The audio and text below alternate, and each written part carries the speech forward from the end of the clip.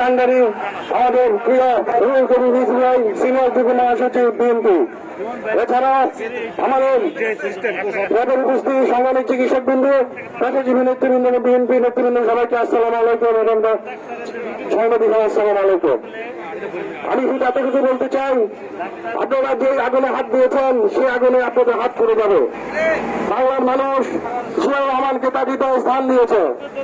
৭১ স্বাধীনতা যুদ্ধ ৭ই নভেম্বরে যে উত্থান হয়েছিল, বহুদলীয় গণতন্ত্রের প্রবক্তা শহীদ জাতির রাষ্ট্রপতি জিয়া রহমান ও বাংলাদেশের মানুষের প্রতিদিন মনে এবং দানে শীষে মিশে আছে।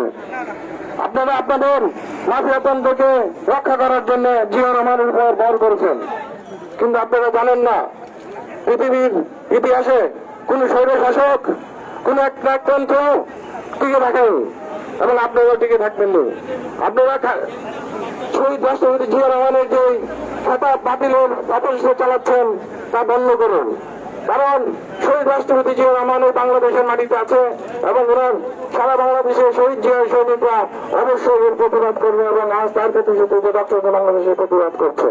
চিকিৎসা সমাজ পেশাজীবী বসে থাকবে না। আপনাদেরকে হুঁশিয়ার করে জানাচ্ছে, আপনারা এই প্রচেষ্টা বাতিল করুন, অথবা আপনাদের পতন অত্যাসন্ন এবং আপনারা এই বাংলার মাটিতে স্থায়ী হবে না। ইনশাআল্লাহ আপনাদের একদিন পতন হবে। খুদা হাফেজ।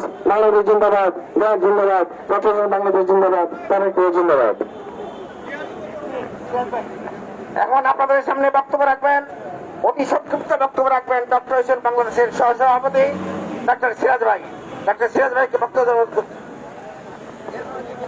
বিসমিল্লাহির রহমানির রহিম।